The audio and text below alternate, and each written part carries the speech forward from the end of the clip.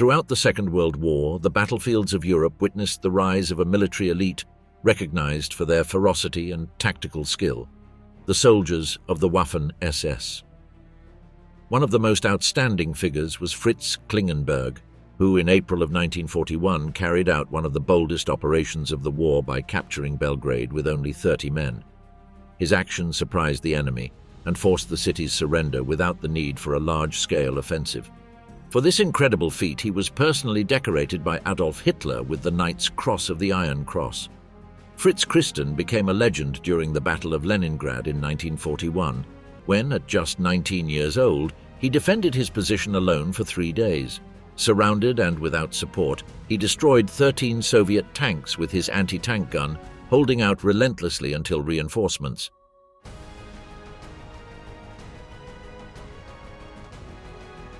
The last bastion, the incredible resistance of Fritz Christen against an entire army. Fritz Christen, Rottenführer of the Waffen SS, served as an anti-tank gunner in the 2nd Company of the SS Infantry Regiment of the Totenkopf Division. With a robust build, blonde hair and blue eyes, he represented the physical ideal of the German soldier promoted by the regime. The Totenkopf, known for its ferocity on the battlefield, was one of the most feared and fanatical divisions of the Waffen SS. On the 24th of September 1941, the Soviets launched a large-scale attack against the German positions at Lujno, near Demyansk, with a combination of artillery, infantry, and tanks.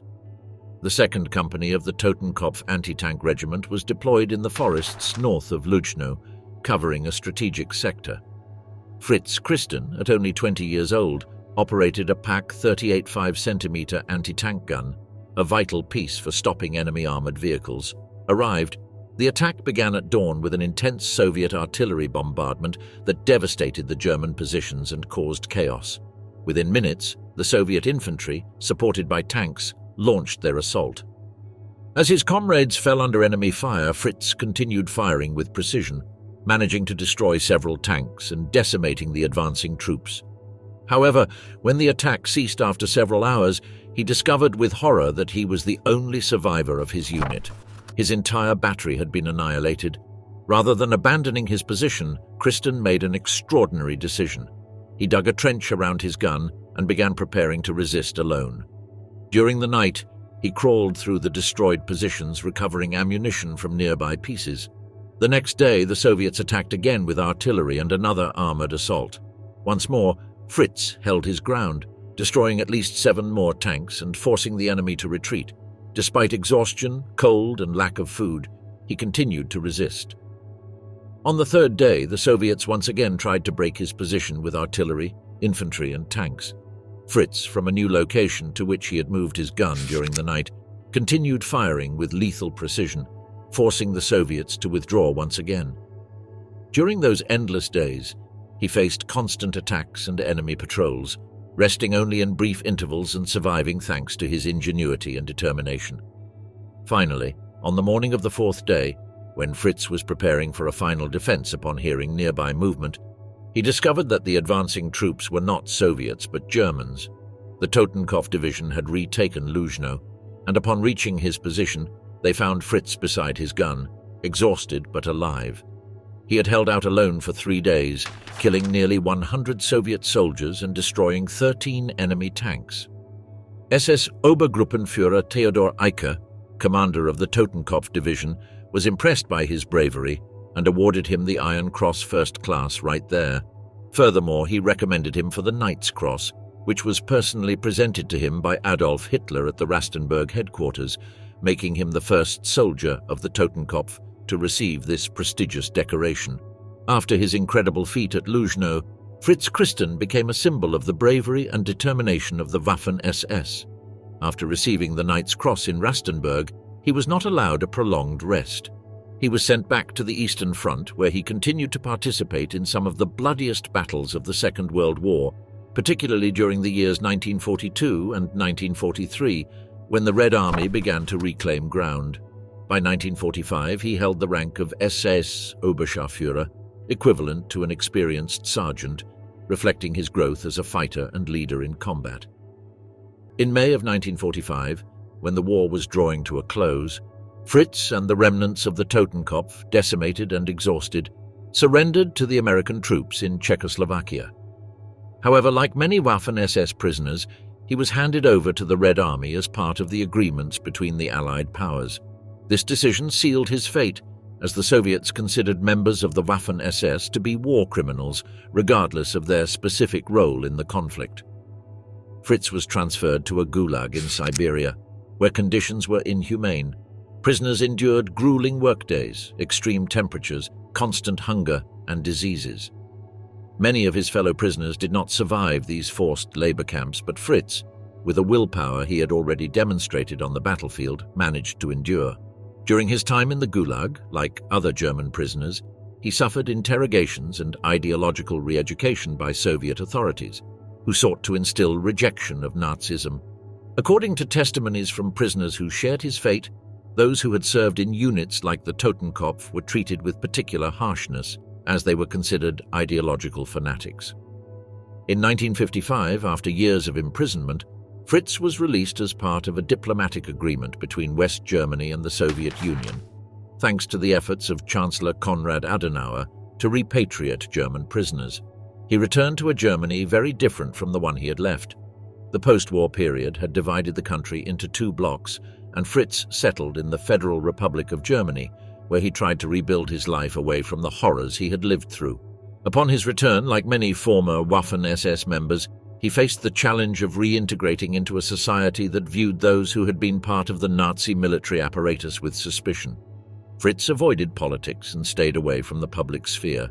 He worked in humble jobs and lived a discreet life, never making public statements about his time in the Waffen SS or his famous resistance at Lujno.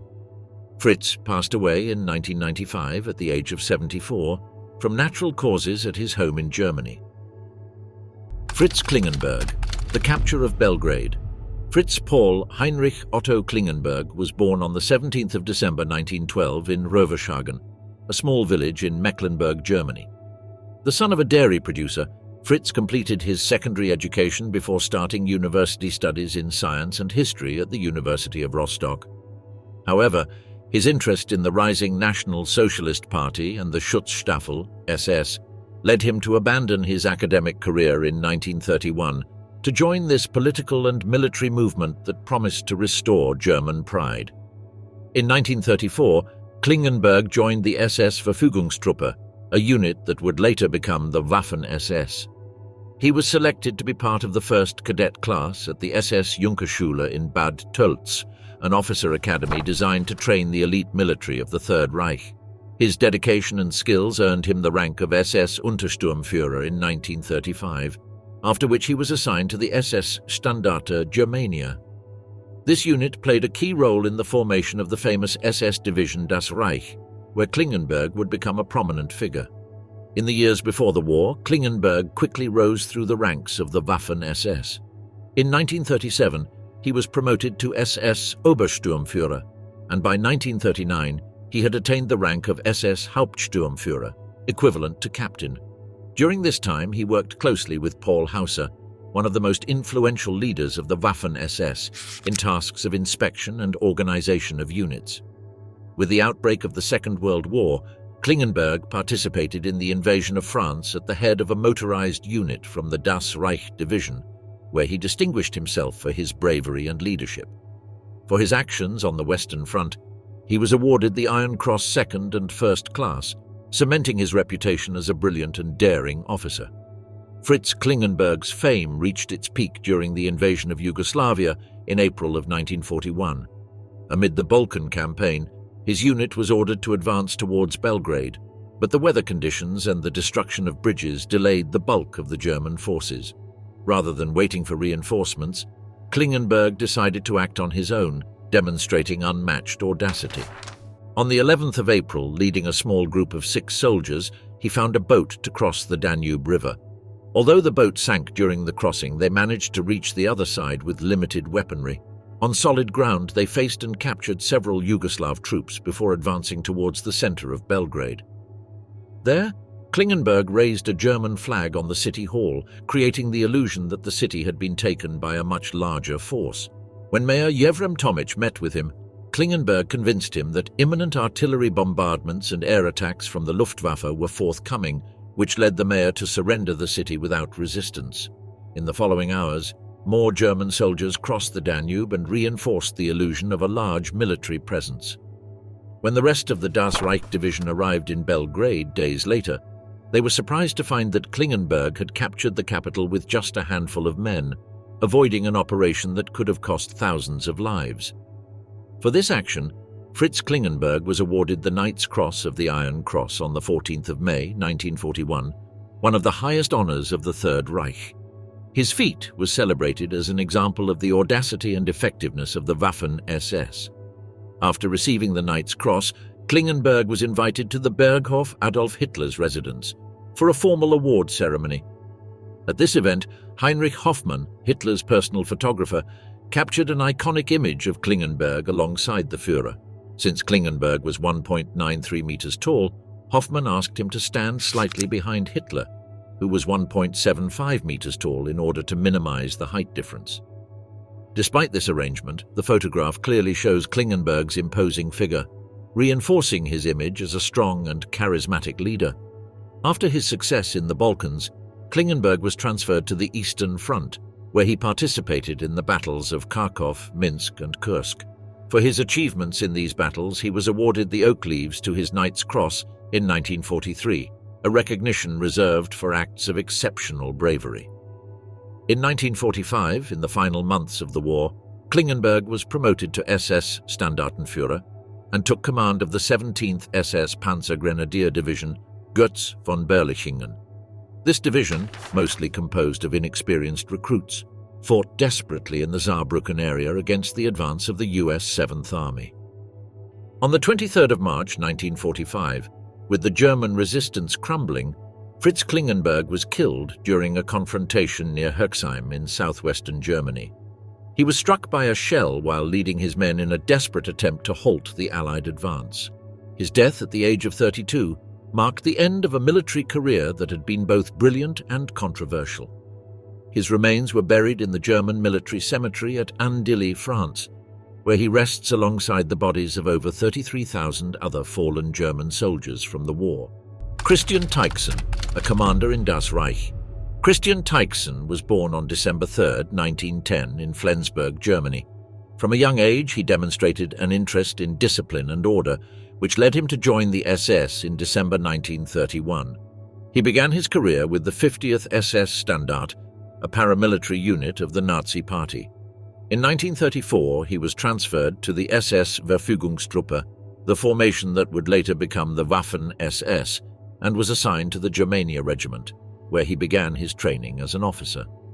From 1936, Tychsen served as a platoon leader, and by 1938 he had risen to become the commander of the 1st Company of Battalion N. His combat skill and leadership abilities quickly allowed him to stand out, paving the way for a meteoric rise within the organization. With the outbreak of conflict in 1939, his unit was deployed in several military operations. When Battalion N was dissolved, Tychsen was reassigned to command the 1st Motorcycle Company. In 1941, his unit was absorbed into a larger motorcycle battalion, which played a key role in the rapid German offensives during the invasion of the Soviet Union. In January 1942, Tychsen was given command of the motorcycle battalion, which allowed him to demonstrate his expertise in reconnaissance maneuvers and rapid attacks. During this period, he was wounded and sent to the SS Officers' School in Braunschweig for recovery. His return to the front allowed him to command the Langemark Regiment, which was later reorganized as the 2nd SS Panzer Regiment in October 1942. On February 11, 1943, during the Third Battle of Kharkov, Tychsen led a counterattack with his armored battalion, managing to halt the Soviet advance on the city. His ambush tactics and aggressive combat style allowed him to destroy a strong enemy concentration. During this encounter, his tank was hit by 3 anti-tank shells, but he managed to survive and continue the offensive.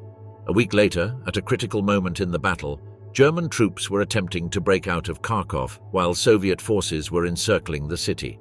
Tychsen decided to enter urban combat with his armored vehicles, a high-risk action.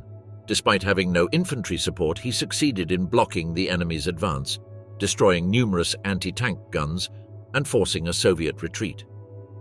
Thanks to his actions, the 2nd SS Division Das Reich avoided a complete encirclement and was able to withdraw with fewer losses in equipment and personnel. For his bravery at Kharkov, Tychsen was awarded the Knight's Cross of the Iron Cross on April 1, 1943, and later received the Oak Leaves in recognition of his continued effectiveness in combat. In November 1943, he was appointed commander of the SS Panzer Regiment II Das Reich. Under his command, the unit participated in various operations on the Eastern Front before being transferred to the West in preparation for the impending Allied invasion. When the Allies landed in Normandy in June 1944, Tychsen and his regiment engaged the enemy in fierce defensive combat. After the death of Heinz Lammerding, Tychsen temporarily assumed command of the 2nd SS Division Das Reich in an attempt to reorganize the German forces. On July 28, 1944, while traveling in a Kubelwagen with his driver and a non-commissioned officer near Trelli, their vehicle was attacked by an American tank. Severely wounded, Tychsen died shortly afterward. Since he was not carrying identification documents, his body was buried as an unknown soldier until it was later identified. Theodor Wisch, senior officer in the Waffen SS. Theodor Wisch was born on the 13th of December 1907 in Wesselburenekug, a small town in Schleswig-Holstein, Germany. Coming from a humble farming family, he was the eldest of 3 brothers. In 1933, with the consolidation of Adolf Hitler's power, Wisch was transferred to the Leibstandarte SS, Adolf Hitler. During the years leading up to the war, Wisch rose through the ranks, demonstrating strategic skills and leadership in training new troops. His rise continued with the outbreak of the conflict in 1939, when he participated in the invasion of Poland with the rank of SS Hauptsturmführer. His actions in combat earned him the 1st and 2nd class Iron Crosses. During the Battle of France in 1940, he commanded an infantry regiment within the LSSAH, contributing to the rapid advance of German forces. His leadership shone through in the Balkans campaign in 1941, where his unit fought fiercely in the conquest of Yugoslavia and Greece. In May of 1941, he took command of the 2nd Battalion of the LSSH Infantry Regiment, a position he held until July of 1942. During Operation Barbarossa, the German invasion of the Soviet Union, his unit played a key role in the fighting west of Zhytomyr in July of 1941. For his actions, he was awarded the Knight's Cross of the Iron Cross on the 15th of September, 1941. In July of 1942, he was promoted to commander of the SS Panzer Grenadier Regiment II. During the Third Battle of Kharkov in 1943, his leadership was crucial in halting Soviet attacks. His regiment intercepted enemy offensives, securing important strategic positions and allowing for the reorganization of German forces. In recognition of his performance, he received the German Cross in gold. During the brutal fighting on the Eastern Front, the 1st SS Leibstandarte Division suffered heavy losses. In response, it was temporarily withdrawn for resupply and reorganization. Wisch continued to lead his regiment, preparing it for future operations. In June of 1944, the Leibstandarte SS Adolf Hitler was deployed to France to face the Normandy landings. The division fought in several battles against the Allies, but in August of 1944, during the Falaise Pocket, Wisch was severely wounded in both legs by a grenade explosion. Due to his injuries, he had to relinquish command of the division to SS Brigadeführer Wilhelm Mohnke. After his injury, he was transferred to the military hospital at Hohenleichen, where he spent the remainder of the war recovering. With the collapse of the Third Reich in May of 1945, Wisch was captured by British forces and held as a prisoner of war. In 1948, he was released without facing charges for war crimes. Unlike other Waffen SS officers, Wisch did not engage in revisionist activities after his release. He chose a quiet life, settling in West Germany, where he worked in the livestock sector. He kept in touch with old comrades but avoided political activism or reintegration into veteran groups linked to the SS. On the 11th of January 1995, he passed away at the age of 88 in Norderstedt, Schleswig-Holstein, surrounded by family and friends. Sylvester Stadler, an elite commander in the Waffen SS. Sylvester Stadler was born on the 30th of December 1910 in Fonsdorf, Austria, into a working-class family. His father was a miner, and he grew up in an environment of hard work and discipline. However, the rise of National Socialism and the call for a unified Germany piqued his interest in politics and the military. In May of 1933, he joined the Nazi Party and the Schutzstaffel SS, marking the beginning of his military career. He was assigned to the SS Verfügungstruppe, an elite combat unit that would later become the Waffen SS. With the outbreak of World War II in 1939, Stadler was in command of a company within the SS Verfügungstruppe. During the invasion of France in 1940, he actively participated in combat and was wounded near Arras, earning his first distinction. Later, in 1941, he fought in the Balkan Campaign, where he once again demonstrated exceptional leadership skills. During Operation Barbarossa, the German invasion of the Soviet Union, Stadler was severely wounded in the Battle of Moscow. After recovering, he was temporarily assigned as an instructor at the SS Officer School in Braunschweig, where he shared his tactical knowledge with future Waffen SS commanders. On the 1st of March 1942, Stadler took command of the 2nd Battalion of the Der Führer Panzer Grenadier Regiment, part of the SS Division Das Reich. His combat skills and strategic sense were crucial in successfully defending key positions on the Eastern Front. In April of 1943, he was promoted to commander of the full regiment, which fought in the Third Battle of Kharkov, successfully halting the Soviet offensive. For his bravery and leadership, he was awarded the Knight's Cross of the Iron Cross on the 6th of April 1943. One of the highlights of Stadler's career occurred in August of 1943, when his regiment was sent to the city of Korotych to halt a Soviet advance. Despite having limited resources, he organized an effective defense that prevented the capture of Kharkov and allowed for the orderly withdrawal of several German divisions. During this confrontation, Stadler personally led his troops, setting up strategic defensive positions and coordinating counterattacks that stopped the enemy's progress. Thanks to his performance in this operation, he was awarded the Oak Leaves to his Knight's Cross, solidifying his reputation as one of the best infantry commanders on the Eastern Front. After the brutal fighting in Russia, his regiment was transferred to France in 1944 for resupply and reorganization. However, the Allied landings in Normandy changed plans, and the Das Reich division was sent north to face the Allied forces. Here, his regiment was involved in the Oradour-sur-Glane massacre, an event in which 642 French civilians were killed by Waffen SS members. Although Stadler did not participate directly in the massacre, he ordered an investigation and a court-martial against the officer responsible, Adolf Diekmann, who was killed in combat before being judged. On the 10th of July 1944, after the death of Heinz Hamel, Stadler was appointed commander of the 9th SS Panzer Division Hohenstaufen. Under his command, the division participated in some of the final battles of the war, including Operation Market Garden, where the Germans succeeded in containing the Allied paratroopers in Arnhem. He later took part in the Battle of the Bulge, where his troops fought fiercely in the Belgian forests against American forces. Despite the numerical superiority of the Allies, Stadler demonstrated remarkable defensive warfare abilities, using the terrain to his advantage and maximizing the effectiveness of his armored units. In 1945, as the German front collapsed, the Hohenstaufen division was sent to Hungary to attempt to stop the Soviet advance during the Lake Balaton offensive. However, the overwhelming Soviet superiority forced a general retreat. Stadler led his troops towards Austria, where they ultimately surrendered to the American forces in May of 1945. After the war, Stadler was a prisoner of war of the Allies but was released in 1953 without being formally charged with war crimes.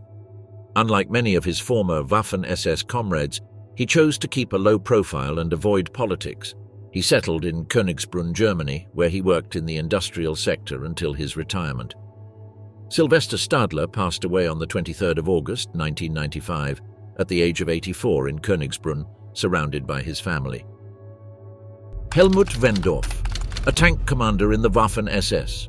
Helmut Max Ernst Wendorff was born on the 20th of October 1920 in Gauwinkel, Germany. His childhood was spent in a rural environment as his family of modest origins moved to Dam-Uckermark, where his father worked renting a farm. After completing his secondary education at the National Political School of Nuremberg in August of 1939, Wendorff decided to join the military effort of the Third Reich, volunteering for service in the Waffen SS at the outset of World War II. On the 4th of September 1939, Wendorff enlisted in the 1st SS Division Leibstandarte Adolf Hitler. He was sent to Prague on the 6th of November that same year, where his regiment had been deployed after the Polish campaign. Initially, Wendorff was assigned to the 11th Company, but in June of 1940, he was transferred to the Sturmgeschütz assault gun battery. It was in this unit that he participated in the Balkan campaign and later in the invasion of the Soviet Union during Operation Barbarossa. During the fighting on the Eastern Front, Wendorff displayed great courage and skill in handling armored vehicles. His performance earned him the Iron Cross Second Class on the 14th of September 1941. Soon after, he was promoted to SS Oberscharführer, solidifying his position within the LSSAAH. His combat skills led to his assignment at the SS Junkerschule in Bad Tölz on the 1st of November 1941, where he received rigorous training in leadership and armored warfare strategy. In April of 1942, Wendorff returned to his unit as an SS Untersturmführer, showing the trust his superiors had in him. His talent led him to become part of the 13th Company, Tiger, of the 1st SS Regiment Lsa in Fallingbostel at the end of 1942. In this unit, he led a platoon within the 2nd Company, where he met Michael Wittmann, one of the most famous tank commanders of World War II. Wittmann and Wendorff formed a close professional relationship, sharing tactical aggressiveness and bravery on the battlefield. During Operation Citadel, the major German offensive at Kursk in the summer of 1943, both fought together on the southern front, facing an overwhelming number of Soviet armored vehicles. On the first day of fighting, Wittmann destroyed 13 T-34 tanks and 2 anti-tank guns, managing to rescue Wendorff, whose unit was surrounded and in a critical situation. This action solidified the friendship and mutual respect between the two commanders. Wendorff continued to excel in combat, destroying a large number of enemy armored vehicles. On the 12th of February 1944, he was awarded the Knight's Cross of the Iron Cross, a distinction only given to the bravest and most effective soldiers of the German army. By this time, his record included 58 destroyed enemy tanks. When Wittmann was promoted to commander of the Schwere SS Panzerabteilung 101, Wendorff took command of the 2nd Company, continuing the same tactical aggressiveness he had shown since the beginning of the war. During the intense fighting on the Eastern Front in late 1943, his unit was key in defending German positions in Korosten and Zhytomyr. During the Christmas days of 1943, with only 4 Tiger tanks, Wendorff confronted a Soviet column and destroyed 11 T-34 tanks in a single action at Chubarovka, preventing the collapse of the German front in that sector. In 1944, with the opening of the Western Front following the Normandy landings, Wendorff and his unit were sent to France to halt the Allied advance. He participated in the fierce German defense against British and American armored vehicles, inflicting considerable losses on the enemy. On the 6th of August 1944, Wendorff met his final fate on the battlefields of France. While operating his Tiger tank near Mézières, his vehicle was struck by a direct hit from an Allied projectile, leaving it completely destroyed. At that time, his confirmed tank kills had reached 84, with 95 probable kills. Fritz Witt, the Steel commander who led the Hitlerjugend. Fritz Witt was born on May 27, 1908, in Hohenlimburg, a suburb of Hagen, Germany. He was the son of a merchant and worked in the textile industry until he lost his job in 1931. That same year, he joined the National Socialist Party and soon after became a member of the SS. In 1930, the years leading up to the war, Witt quickly rose through the ranks of the SS, achieving the rank of SS Obersturmführer in 1934 and assuming command of a company in the SS Standarte Deutschland. This regiment, which would later become part of the Das Reich division, was one of the most disciplined and combative units in the Waffen SS. With the outbreak of the conflict in 1939, Witt distinguished himself with his bravery during the invasion of Poland, where he led his unit in fierce combat, including the Battle of Zakroczym. During this campaign, he received both classes of the Iron Cross within just 10 days. In October of the same year, he was appointed commander of a battalion in the Deutschland Regiment, leading it with skill during the invasion of the Netherlands and France in 1940. His performance in these operations earned him the Knight's Cross of the Iron Cross on September 4, 1940. In 1941, Witt was transferred to the Leibstandarte Infantry Regiment, where he commanded a battalion during the campaign in the Balkans and Greece. In the Battle of Clyde Pass, his unit faced British, Australian and Greek forces, successfully opening the way into the interior of Greece after intense days of fighting. However, this triumph came at a personal cost, as his brother Franz, who was also part of the same unit, died during the operation. With the invasion of the Soviet Union in June 1941, Witt and his battalion participated in operations with Army Group South. During the encirclement of Kiev, the Leibstandarte inflicted severe losses on the enemy, and Witt was awarded the German Cross in Gold for his outstanding performance in Rostov. He was promoted to SS Obersturmbannführer in November of that year. In 1943, Witt was selected to lead the formation and training of the 12th SS Panzer Division Hitlerjugend, largely made up of young men from the Hitler Youth. Promoted to SS Oberführer, Witt personally supervised the division's preparation, ensuring it was ready to face the enemy. Under his command, the Hitlerjugend division moved to France in March 1944 in anticipation of an Allied landing. However, the division was involved in war crimes, including the massacre at Ask in April 1944, committed by troops under his command. With the beginning of Operation Overlord on June 6, 1944, Witt's division was one of the first armoured units to confront the Allied forces near Caen. Despite intense air and naval bombardments, the Hitlerjugend offered fierce resistance, inflicting significant losses on the Canadian and British forces. Witt established his command post in the village of Venoix, near the front, from where he directed operations and worked tirelessly to maintain the morale and effectiveness of his division. On the fateful morning of June 7, 1944, the Royal Navy, supporting the advance of Canadian and British ground troops, launched a devastating naval artillery bombardment on the German defensive lines in the Caen sector. One of the shells, fired from a British battleship, struck the building where Witt had set up his headquarters. The explosion was brutal. Shrapnel and debris were scattered in all directions.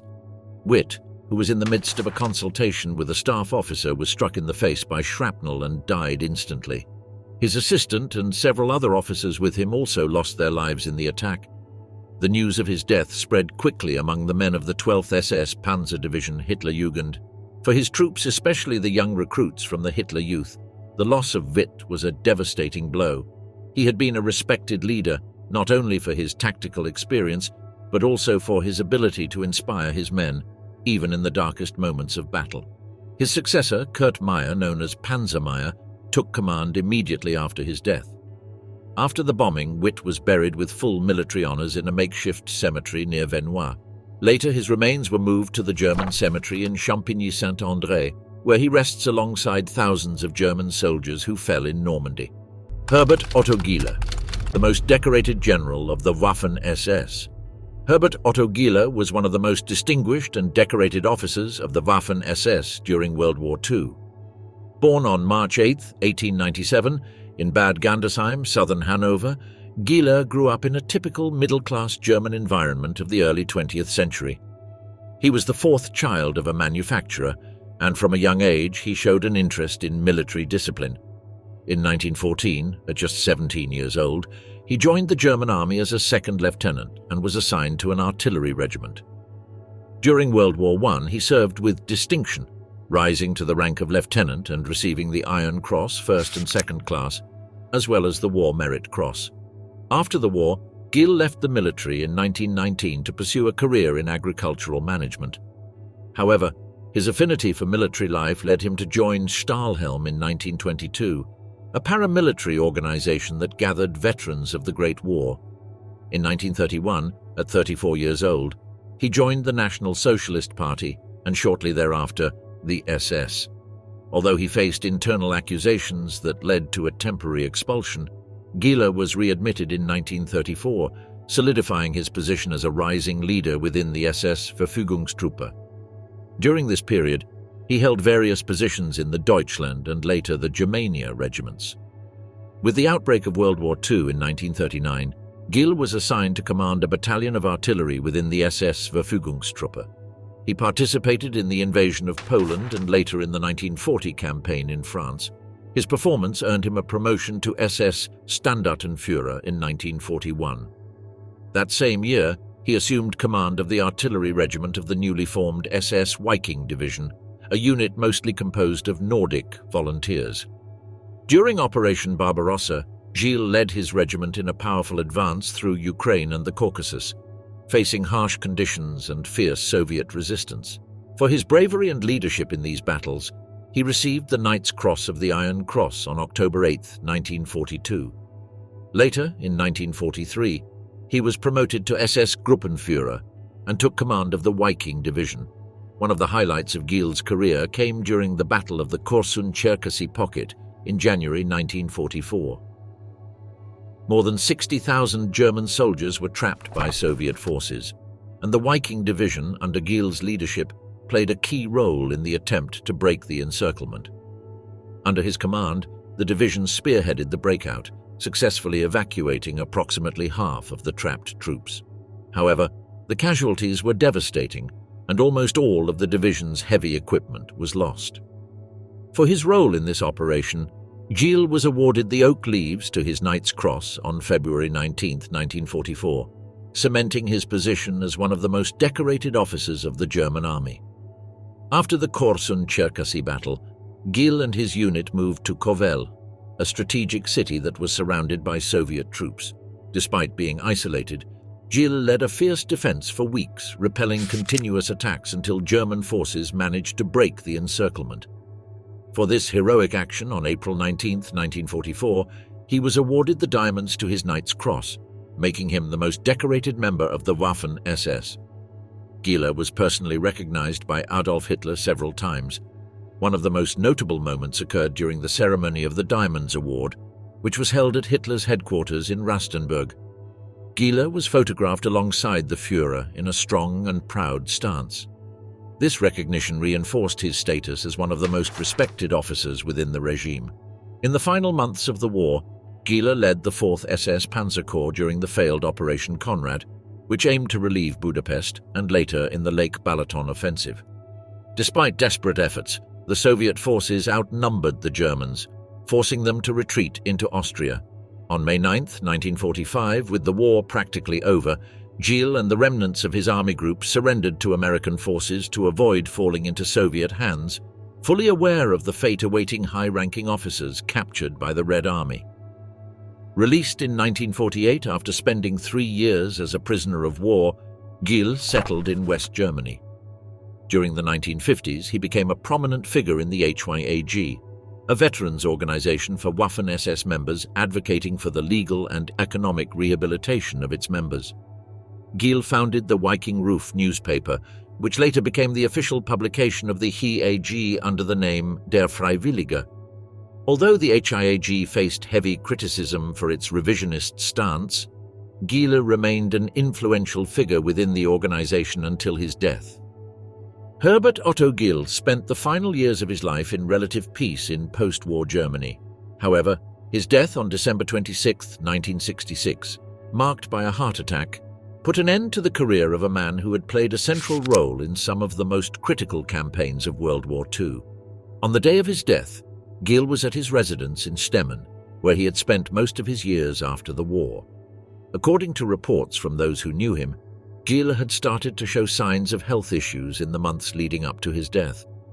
Despite his physical resilience and mental fortitude, inherited from decades on the battlefield, the accumulated stress and aging began to take their toll.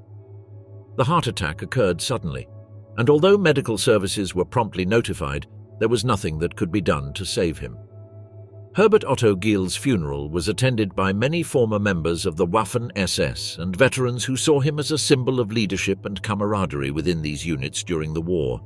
He was buried in the local cemetery of Stemmen in a solemn ceremony, full of symbolism for those present. Vinzenz Kaiser, legend of the Das Reich Division. Vinzenz Kaiser, born on February 28, 1904, in Woltersdorf near Judenburg, Austria, is widely remembered as a distinguished officer of the Waffen SS, known especially for his courageous actions during World War II, including personally destroying 4 enemy tanks in the Third Battle of Kharkov. Coming from a working-class family, Kaiser completed basic schooling before finding work in a hardware store. From a young age, he displayed a deep interest in politics, which led him to become actively involved in National Socialist movements.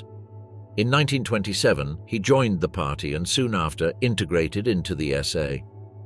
By 1931, he was transferred to the SS, where he was tasked with organizing and leading small units in the localities around Judenburg. His remarkable ability to recruit and coordinate groups was key to his rapid rise within the organization.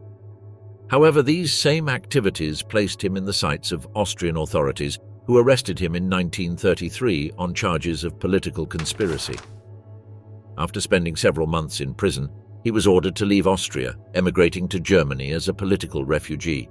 Once in Germany, Kaiser underwent rigorous military training and was later assigned to the Austrian SS Legion, based in Lechfeld, where he continued to stand out. In 1934, Kaiser was selected to attend a specialized leadership course in Potsdam, training that would later be incorporated into the SS Verfügungstruppe, the early corps of the Waffen SS.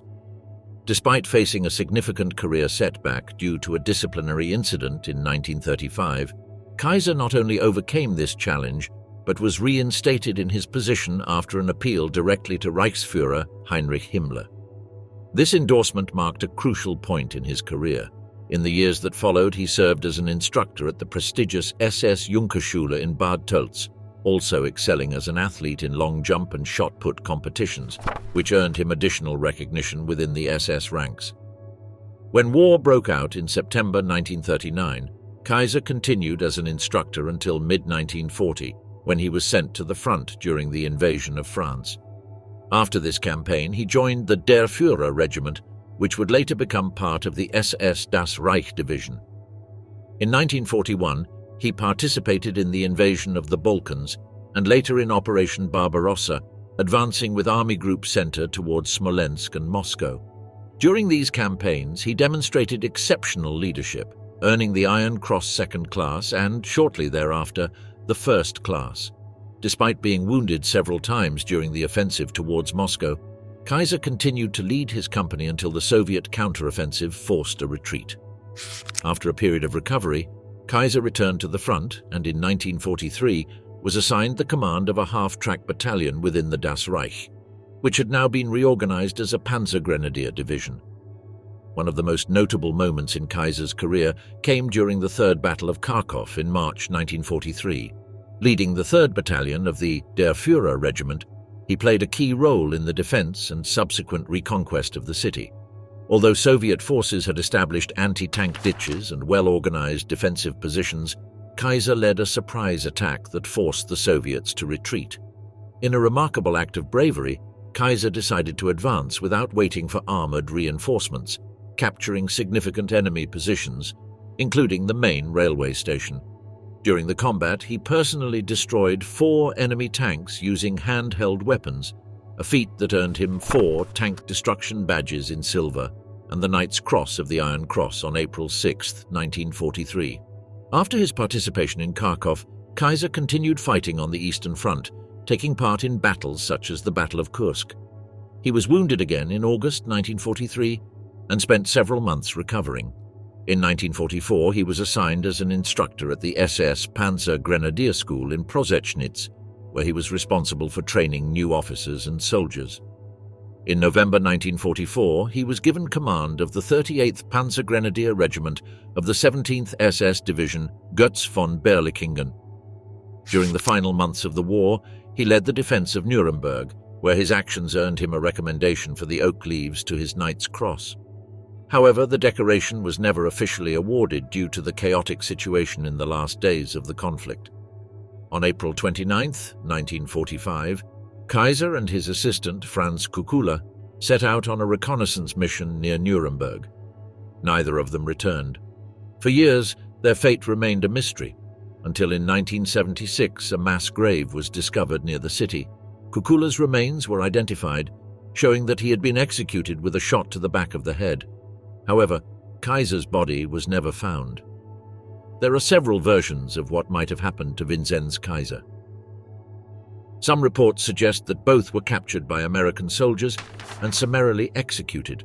Other accounts claim that Kaiser may have been killed after refusing to hand over his Knight's Cross to an enemy soldier. Without conclusive evidence, his death remains shrouded in mystery, leaving speculations about his final moments. Despite his disappearance and the controversies surrounding the Waffen SS, Vinzenz Kaiser is remembered as a bold and determined leader whose bravery and tactical prowess stood out on the battlefield. Werner Wolff, an elite officer in the Waffen SS. Werner Wolff was born on November 28, 1922, in Memel, East Prussia, into a traditional German family. From a young age, he demonstrated a strong aptitude for discipline and leadership, which led him to join the ranks of the SS at just 18 years old. In 1940, he enlisted in the Waffen SS, specifically in the 1st SS Panzer Division Leibstandarte Adolf Hitler, an elite unit that began as Hitler's personal guard and transformed into one of the most feared formations in the German army. His rapid rise within the Waffen SS was no accident. From the outset, he stood out for his courage and tactical skills, which allowed him to quickly advance to the rank of Obersturmführer. One of the most notable aspects of Wolff's career was his close relationship with Joachim Peiper, one of the most famous and controversial commanders of the Waffen SS. Peiper was a charismatic and aggressive leader on the battlefield, known for his audacity and coldness in combat. Wolff, for his part, shared many of these characteristics, which led them to form a strong bond. Wolff was assigned as Peiper's assistant in the 2nd Battalion of the SS Panzer Grenadier Regiment. During campaigns on the Eastern Front, his loyalty and outstanding performance earned Peiper's full trust. On more than one occasion, Wolff took command of key units when Peiper was unavailable. One of the most significant moments in Wolff's career occurred during the Battle of Kursk in July 1943. In one of the most remarkable actions, he personally destroyed a Soviet T-34 tank using infantry weaponry, an act of bravery that earned him recognition from his superiors. Shortly after this episode, he was awarded the Knight's Cross of the Iron Cross on August 7, 1943, one of the highest honors bestowed in Nazi Germany. In November 1943, during another offensive on the Eastern Front, Wolff was severely wounded in the thigh by a gunshot. Doctors determined that his leg would need to be amputated, but in an act of extreme defiance, Wolff drew his pistol, threatened the medical team, and fired a shot into the ground to prevent the surgery.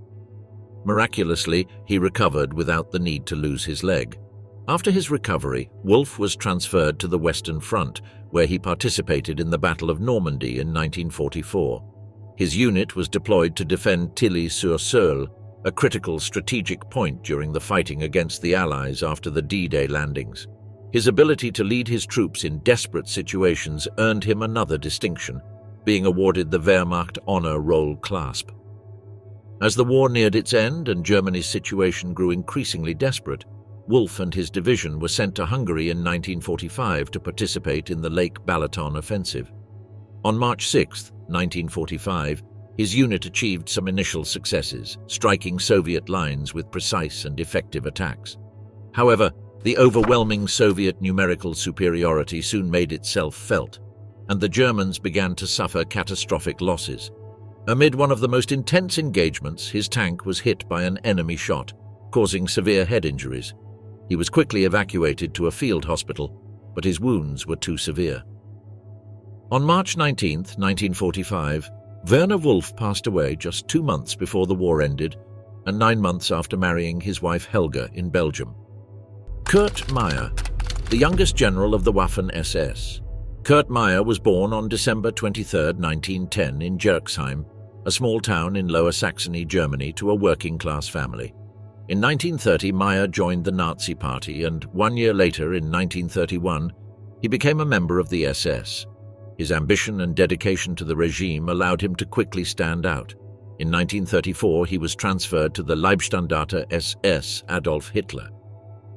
Meyer took part in the annexation of Austria in 1938 and the occupation of Czechoslovakia in 1939.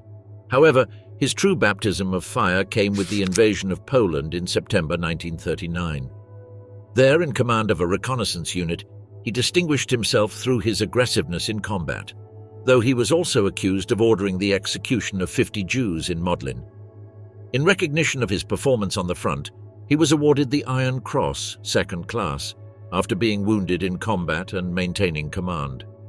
During the invasion of France in 1940, Meyer led the Leibstandarter's advance with a battalion of motorcyclists and light-armored vehicles. His speed and audacity earned him the nickname Schneller Meyer, Fast Meyer.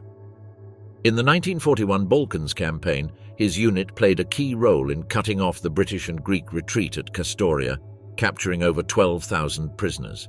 These actions earned him the Knight's Cross of the Iron Cross. When Germany launched Operation Barbarossa in June 1941, Meyer and his unit were the spearhead of the advance into Ukraine. He participated in the capture of Mariupol and in intense fighting at Rostov, earning the German Cross in gold. However, his physical resilience was affected, and he was temporarily withdrawn from the front due to dysentery. Upon his return in 1943, the situation had changed. German forces were retreating, and a large Soviet offensive loomed. Meyer and his unit participated in the Third Battle of Kharkov, where his blitzkrieg tactics were crucial in the city's recovery. During the fighting, he captured the entire staff of a Soviet division, further consolidating his reputation as a bold leader. For his performance in this battle, he was awarded the Oak Leaves to his Knight's Cross. As the war turned against Germany, Hitler ordered the creation of a new Waffen SS division composed of young men from the Hitler Jugend. While Meyer expected to be appointed commander, the position was given to his friend Fritz Witt. Nevertheless, Meyer was assigned as commander of the 25th Panzer Grenadier Regiment of the 12th SS Panzer Division Hitler Jugend. In March 1944, the division was moved to Normandy in anticipation of the Allied invasion. When Operation Overlord began on June 6, 1944, Meyer and his regiment were the first to counterattack Canadian forces. On June 14th, Fritz Witt was killed in a bombing, leaving Meyer in command of the division at just 33 years old. This made him the youngest general in the Waffen SS. Under his leadership, the division resisted for more than 60 days without rest or reinforcements, inflicting enormous casualties on British, Polish, and Canadian troops. Between July 4th and 9th, Meyer directed the fierce defense of the Karpiket airfield, repelling constant Allied attacks despite suffering 60% casualties. With the fall of Caen imminent, he ordered a tactical retreat to reorganize in the Falaise pocket. There, with the support of his old friend Max Wünsch's tanks, he managed to break through the enemy lines, enabling the evacuation of most of the German forces trapped in the pocket. In September 1944, while conducting reconnaissance near Durnal, Belgium, Meyer was captured by partisans and handed over to the Americans. Initially, he was not recognized as an SS officer, which likely saved his life. However, a German collaborator betrayed him, and he was taken to England as a prisoner of war.